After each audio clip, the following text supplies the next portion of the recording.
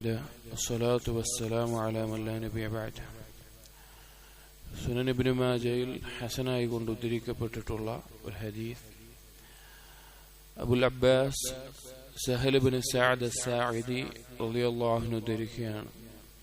അന്ന റജുലൻ ജാഅ ഇല നബി സല്ലല്ലാഹു അലൈഹി വസല്ലം, ഒരിക്കൽ ഒരു വ്യക്തി നബി സല്ലല്ലാഹു അലൈഹി വസല്ലം അടുക്കലേക്ക് വന്നു. ഫഖാല യാ റസൂലല്ലാഹ്, എന്നിട്ട് പറഞ്ഞു, അല്ലാഹുവിന്റെ റസൂലേ, ദുല്ലനി അലാ അമലിൻ ഇദാ അമിൽതുഹു അഹബ്ബനി അല്ലാഹ് വഅഹബ്ബനി അന്നാസ്.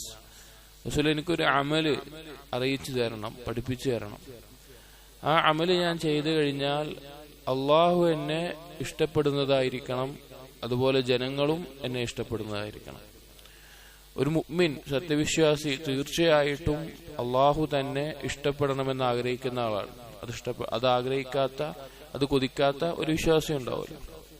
അതുപോലെ തന്നെ മനുഷ്യന്റെ പ്രകൃതത്തിലുള്ള ഒരു കാര്യമാണ് അവൻ ജീവിക്കുന്ന, അവന്റെ ചുറ്റുമുള്ള മറ്റുള്ള മനുഷ്യരും അവനെ ഇഷ്ടപ്പെടണം, അവനോട് വെറുപ്പുണ്ടാവരുത്, അവനോട് കോപമുണ്ടാവരുത്, അവനെ ഇഷ്ടപ്പെടുന്ന ആളുകളാവണമെന്നുള്ളത് മനുഷ്യന്റെ തബഈയായിട്ടുള്ള ഒരു കാര്യമാണ്.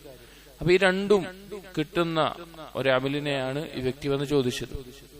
അപ്പൊ നബി സല്ലല്ലാഹു അലൈഹി വസല്ലമ തിരിച്ചു പറഞ്ഞു കൊടുത്തു, ഇസ്ഹദ് ഫിദ് ദുനിയ യുഹിബ്ബുകല്ലാഹ്, ഇസ്ഹദ് ഫീമാ ഇൻദന്നാസ്, ഫീമാ ഐദിന്നാസ് യുഹിബ്ബുകന്നാസ്. ഇസ്ഹദ് ഫിദ് ദുനിയ, നീ ദുനിയാവിനോട് സുഹദുള്ളവനാവുക, വിരക്തിയുള്ളവനാവുക.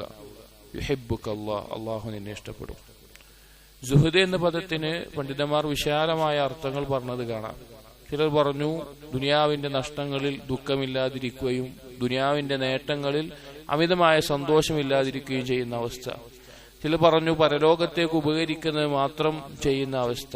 അങ്ങനെ പല അർത്ഥങ്ങൾ കാണാം. എന്നാലും ചുരുക്കത്തിൽ അതിന്റെ എല്ലാം ആശയം അടങ്ങുന്നത് ദുനിയാവിനോട് കൽബുമായി ഒരു തഅല്ലുഖില്ലാതിരിക്കുക, കൽബിൽ ദുനിയാവിനൊരു സ്ഥാനമില്ലാതിരിക്കുക, അത് നിന്ദ്യമായതുകൊണ്ട് അതിനെ വിട്ടൊഴിവാക്കുക. ഹലാലാണെങ്കിൽ പോലും ആവശ്യമുള്ളത് മാത്രം എടുത്ത് അതിനെ ഒഴിവാക്കുക.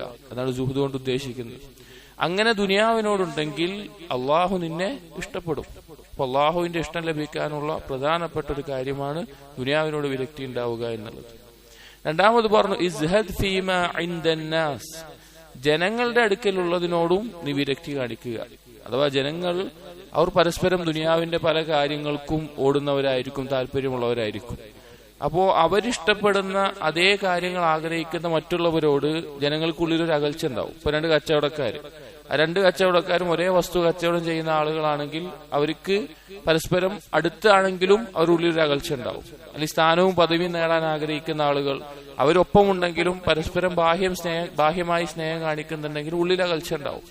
അപ്പൊ ജനങ്ങളുടെ അടുക്കൽ നമ്മൾ ചോദിച്ച് ജീവിച്ചാൽ, അവരുടെ കയ്യിലുള്ളതിനെ നമ്മൾ ആശ്രയിച്ച് ജീവിച്ചാൽ, അവരോട് ചോദിച്ച് ജീവിക്കുകയാണെങ്കിൽ അവർക്ക് നമ്മളോട് വെറുപ്പുണ്ടാവുക.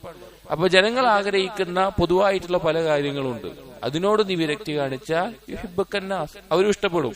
കാരണം അവർ നിർഭയരാണ്.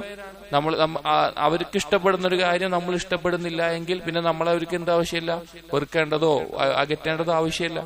അപ്പൊ ഈ രണ്ട് കാര്യങ്ങൾ ശ്രദ്ധിച്ചാൽ അള്ളാഹുവിന്റെ ഇഷ്ടവും ലഭിക്കും, ജനങ്ങളുടെ ഇഷ്ടവും ലഭിക്കും. രണ്ടിലും പറഞ്ഞ കാര്യം ദുനിയാവിനോടുള്ള വിരക്തിയാണ് പ്രധാനമായിട്ട്. അപ്പൊ അള്ളാഹുവിന്റെ ഇഷ്ടം ലഭിക്കണമെങ്കിൽ, നമ്മുടെ ചുറ്റുമുള്ള ജനങ്ങളുടെ ഇഷ്ടവും ലഭിക്കണമെങ്കിൽ ദുനിയാവുമായിട്ട് നമ്മുടെ കൽബിന് ഒരു തഅല്ലുഖില്ലാതെ നമുക്ക് ആവശ്യമായ ദുനിയാവ് എടുക്കുക, അല്ലാത്തത് അതിന്റെ വഴിക്ക് വിട്ടുകൊടുക്കുക, അതിന്റെ നിന്ദ്യത മനസ്സിലാക്കുക.